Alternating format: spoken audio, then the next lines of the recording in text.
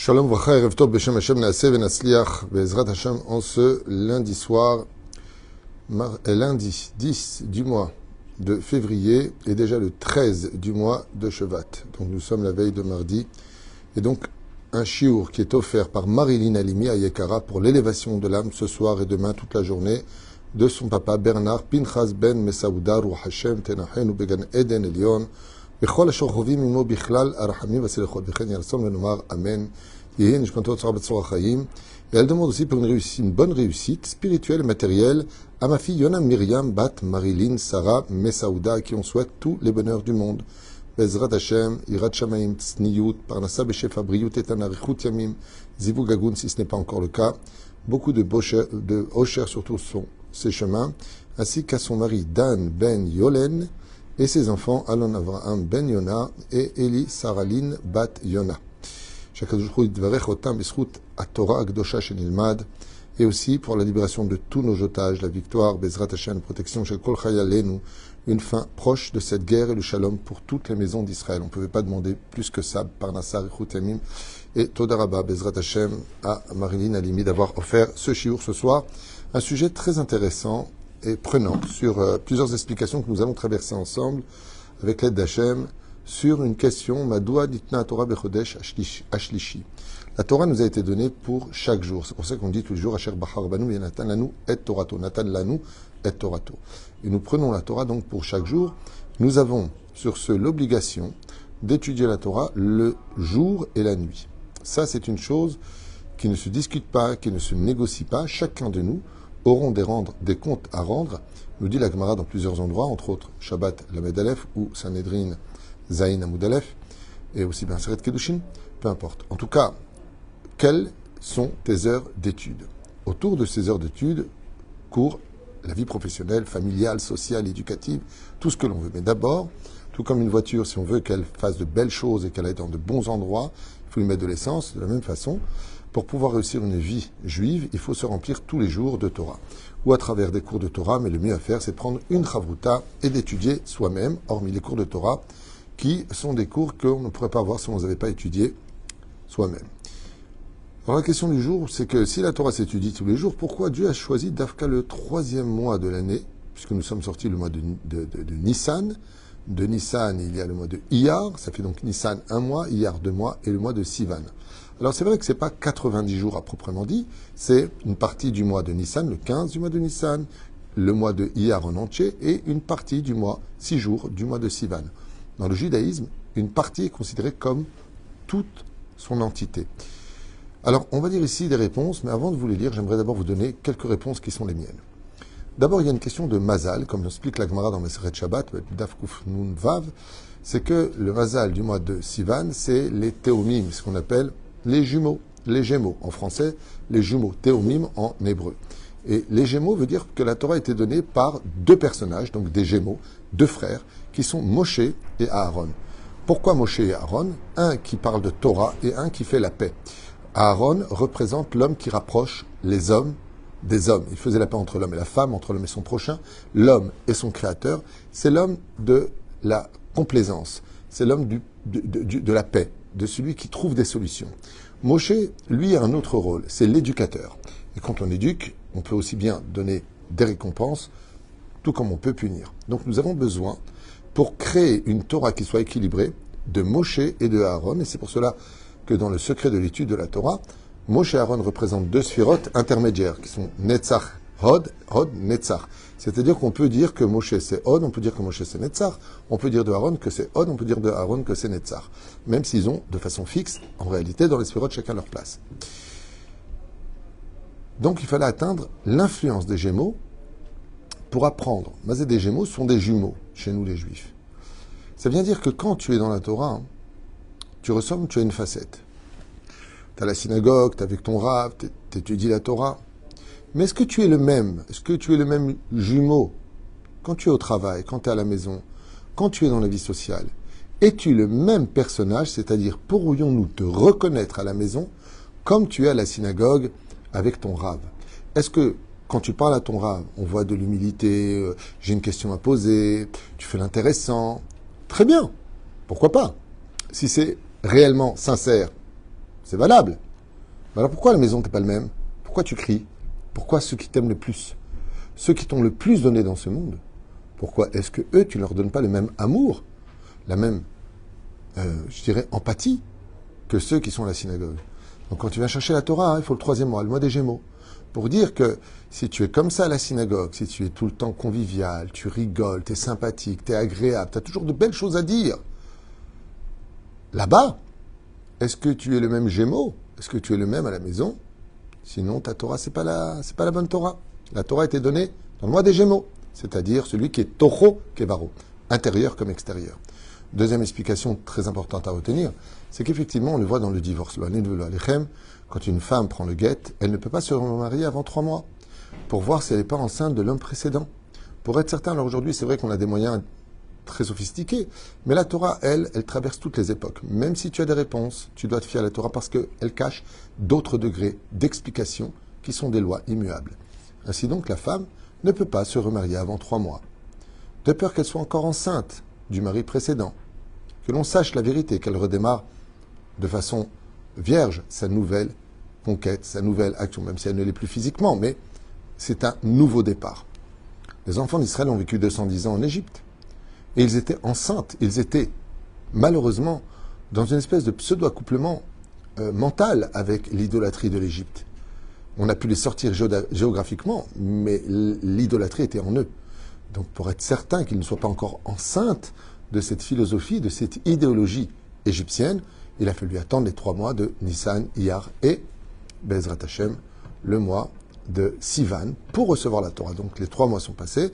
Maintenant, on peut dire que c'est sûr et certain que 3 mois, d'où la tradition d'ailleurs d'annoncer 3 mois après qu'on tombe enceinte à la famille, je suis enceinte. Ça vient de ces 3 mois-là. Top. Il y a d'autres explications qui sont très intéressantes et j'aimerais en citer une dernière avant de vous lire les 5 conditions citées par nos Chachamim ici présents. C'est le fait que avant de recevoir la Torah, il faut se soigner. J'en parle souvent dans mes cours. Mais prenez une personne qui est malade des nerfs, une personne qui est avare, une personne qui est sociopathe, une personne qui est borderline, une personne qui est manipulateur pervers narcissique, une personne qui est schizophrène, une personne qui est bipolaire. La liste est longue. Prenez une personne qui a un problème. Et elle vient étudier la Torah. C'est une personne qui connaît la Torah, bipolaire, schizophrène, et ainsi de suite. Il n'y a rien qui change. Il y a un mois qui va donc essayer de te soigner. Le mois de Iyar, qui s'écrit Aleph Yud Yud Resh. Je suis l'Éternel, ton médecin. Ani Hashem Rof Echa. Pourquoi? Pour te dire qu'avant d'aller chercher la Torah, toi qui étais dans une situation, des fois, d'assimilation, pas forcément une maladie ou une pathologie, mais tout simplement une situation où tu étais encore amoureux d'une autre personne et tu viens te marier. Oh, il faudra toujours ce mois de Iyar avant de te promettre un nouveau mariage, celui de la Choupa que Dieu a organisé pour recevoir entre les enfants d'Israël et sa fille, la Torah, cette union. Est-ce que tu t'es soigné? La Torah vient nous apprendre, soigne-toi avant d'aller chercher la Torah. Quand est-ce qu'on se soigne? Le mois de Iyar. Donc on a attendu le mois de Nissan pour entrer dans le mois de Iyar se soigner, et la convalescence nous a amené à recevoir la Torah au mois de Sivan. Tellement d'autres explications. Je me tais et on écoute nos enseignements de Chachamim. מדוע המתין הקדוש ברוך הוא עד לחודש השלישי כדי לתת לישראל את התורה, והרי מן הראוי היה לתת להם את התורה בתוך ימים מועטים מעת יציאת מצרים. Quand quelqu'un est malade, on ne tarde pas à lui donner son médicament. Pourquoi Dieu l'a-t-il donc attendu de donner la Torah avant, pour donner la Torah le 6 Sivan, au lieu de le donner dès qu'on est sorti du pays d'Égypte? La Gemara nous enseigne dans Masechet Yevamot, Bedaf Lamed Dalet Amud Bet. On va chez Guéoret, chez Idgaïra, o Shvuya chez Nifdeda, o Shifra Kenaanit chez Ishtachera Yotzet Lechofshi. On sait que dans la Gemara, on nous apprend qu'une femme qui s'est convertie au judaïsme, ou une personne qui s'est convertie au judaïsme, ou une personne qui est sortie otage, ou une personne qu'on a rachetée de son esclavage, ou une servante de Kenaan, et ainsi de suite, qui sort en liberté, Asur la en itares ad l'inase ad she'avro alehem shlosha chodashim. Donc ça rejoint une des explications que je vous ai données, car pour renouveler le cycle d'un nouveau commencement, il faut attendre 3 mois. Et comme nous étions esclaves en Égypte, eh bien, nous avons dû attendre les 3 mois pour être capables de nous renouveler. והגרים שהתגיירו עד עתה, ולכן המתין להם הקדוש ברוך הוא חודש השלישי, נותן להם את התורה. C'est pour ça d'ailleurs que même quand un enfant commence à se concrétiser en tant que fœtus, c'est au bout du 3e mois qu'on commence à déceler les formes de cette semence et de cet ovule qui vont travailler pendant ces 3 mois pour vraiment se concrétiser. Là, on peut déjà commencer à distinguer. Deuxième explication, Akadosh Baruch Hu noten l'Israël et Torah b'chodesh hashlishi, mipnei sheratza shetiyeh haTorah b'siman shel mispar shlishi. Pourquoi le 3e mois? Nissan, Iyar, Sivan.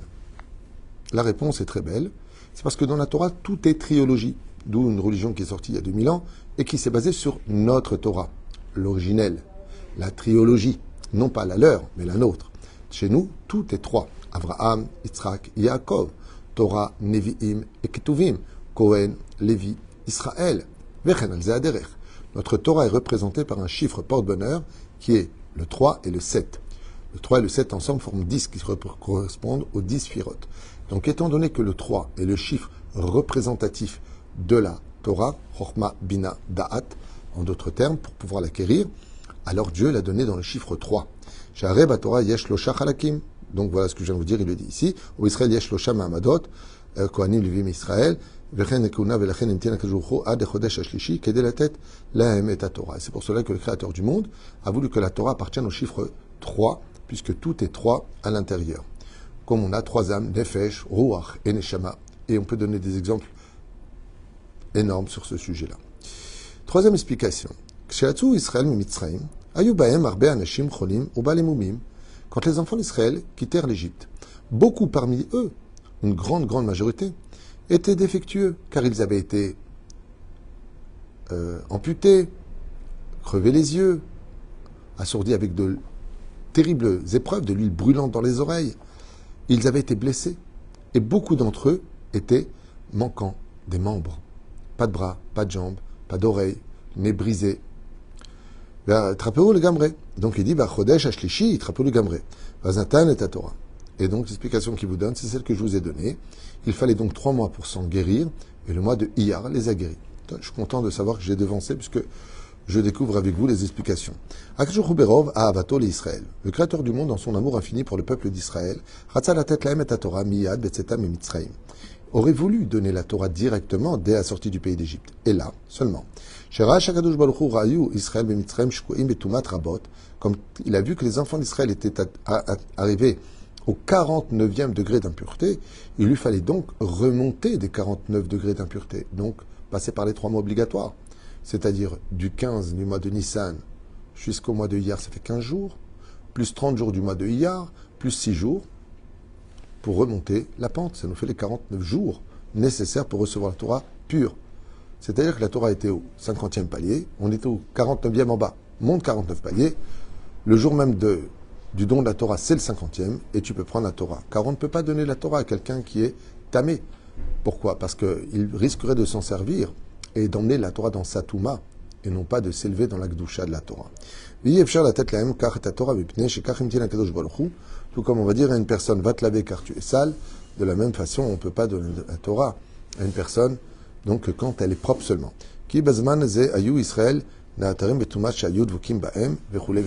Cinquième et dernière explication, Bezrat Hashem.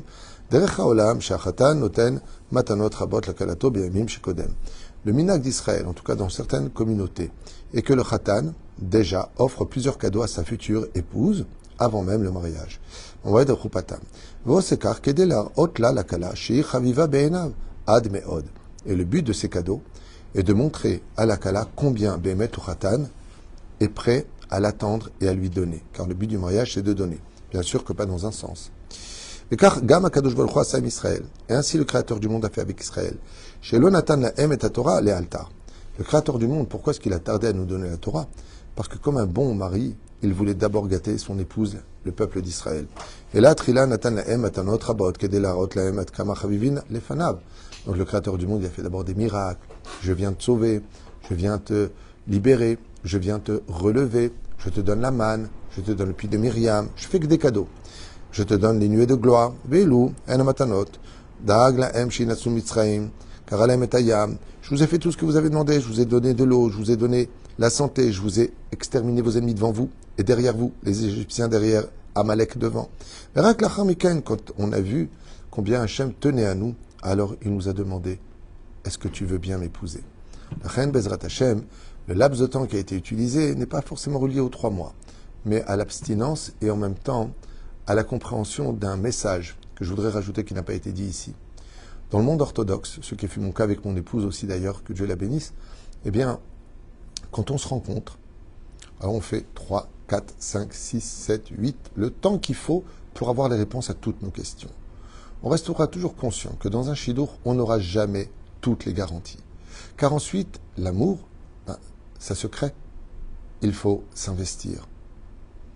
Mais entre le moment où on dit, OK, au niveau des critères, des valeurs morales, et qu'il y a un petit feeling pour chacun de nous, donc oui, ça peut le faire ou pas, pourquoi attendre? Plus tu recules la date, et plus tu risques de fauter. On est faible, on a du Yetzirara, on a des envies, on a besoin d'amour et on a des hormones. L'homme a une âme animale et la femme a besoin de se sentir choyée et heureuse. La Torah vient nous apprendre que quand on a fait le Shidour avec Dieu en Égypte, 3 mois plus tard, on a fixé la date. On n'a pas besoin de fixer des dates à trop longtemps, parce que pousser une date trop loin signifie prendre des risques dans nos relations. Et je peux vous affirmer une chose. J'en ai connu des gens dits religieux, qui sont religieux, mais ils sont tombés. Ils sont tombés, vous savez pourquoi? Parce qu'ils ont, 1, poussé la date beaucoup trop loin, 2, ils se voyaient beaucoup trop. Il y a un moment où le Yetzirara arrive à t'avoir parce qu'il se dit, bon, bah écoute, de toute façon tu vas être ma femme, on s'en fout, c'est pas grave, alors qu'on est carrette, et c'est un grave péché.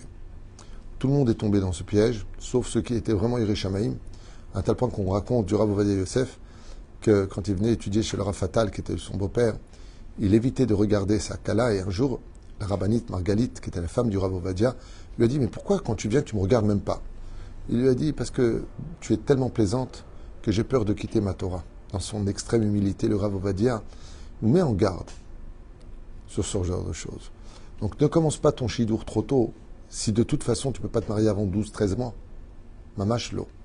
La troisième chose que j'aimerais vous dire, c'est que quand on fixe une date de mariage, on ne repousse pas cette date parce que tonton il va pas venir, parce que mon frère il va pas venir, ou parce que ceci et cela. C'est de la bêtise. C'est de la bêtise. Regardez le Covid, la leçon qu'elle nous a donnée. Le Covid-19 que nous avons vécu, j'avais fait énormément de choupotes pendant cette période, dans des maisons, parce qu'on était limité, vous vous rappelez. Ouais. Il n'y avait pas tonton, il n'y avait pas tata, il n'y avait que le Zoom. J'ai même fait des mariages dans ce bête à Knesset, qui étaient des très beaux mariages. On ne peut pas se permettre de repousser au mois d'août pour payer 3 fois le prix sous prétexte que oui, mais les parents ils peuvent venir, le frère il peut venir. Alors les parents, c'est sûr que c'est important. Mais si les frères ne peuvent pas venir, ben il y a le Zoom. On ne peut pas punir 2 familles pour un couple qui veut s'unir parce qu'il ne peut pas venir. Demander à vos rabbinim. Si maintenant les 2 ils n'ont pas de problème et qu'ils sont d'accord, il n'y a pas de problème. Mais j'entends, et on me pose la question tellement souvent. Non, il est là, le micro, je l'ai, je ne vois pas pourquoi. On me pose tellement la question, j'ai mon grand frère, il ne pourra pas venir au mariage, donc on va le repousser. C'est une grave erreur de faire ça. On fixe la date et que celui qui puisse venir, et s'il ne peut pas venir, il ne peut pas venir. En malasot. Et c'est pareil pour les grands-mères. Oui, mais elle ne peut pas pendant cette période, elle fait ses examens. Peut-être, elle regardera, c'est dommage. Vous avez peut-être raison. C'est vrai que c'est très dur de ne pas voir toute sa famille, mais c'est beaucoup plus grave que de fauter. Et la reine Bezrat Hashem, il est important, dans ce cas-là, de faire un shidour qui va dans la direction de la possibilité de faire les choses, parce que vous savez qu'on ne peut jamais faire plaisir à tout le monde. Et quand on fait ce genre de choses, je rappellerai que c'est ni une bar mitzvah, ni une bat mitzvah, et que c'est 2 familles, et que l'autre famille... Bah oui, mais je ne sais pas quoi vous dire, j'ai le micro ici, et je pense que tout est branché. Non, tout est branché, faites voir. Non, c'est votre téléphone qui a un problème. Bezrat Hashem. La reine, Zainyan, qu'on ne tarde pas, le créateur du monde, qu'est-ce qu'il a fait? Shidour, 3 mois plus tard, on était mariés. Pour tous ceux qui ne sont pas encore mariés, Shidour, une fois que vous avez toutes les réponses, on ne court pas, on ne se précipite pas, mais une fois qu'on est dans les réponses qu'on avait besoin, c'est-à-dire qu'il a de bonnes vertus, qu'elle a de bonnes vertus, que c'est une bonne famille, qu'elle est normale, qu'il n'y a pas de mi-cartaout, qu'on n'apprend pas des choses après le mariage qu'on ne savait pas, sinon on ne se serait pas marié. Une fois qu'on a fait ce qu'il fallait, après la vie, c'est à toi de la garantir, parce qu'elle ne te donnera jamais aucune garantie. La reine, à partir du moment où tu as eu toutes tes réponses, tant que tu n'as pas de réponse, tu peux tarder, tu peux encore rencontrer. Mais à partir du moment où tu es sûr de la personne et qu'elle est sûre de toi, Zeltov, fixe ta date comme un phare et tu verras les bateaux accostés à bon port. Baruch Adonai Leolam. Amen ve Amen.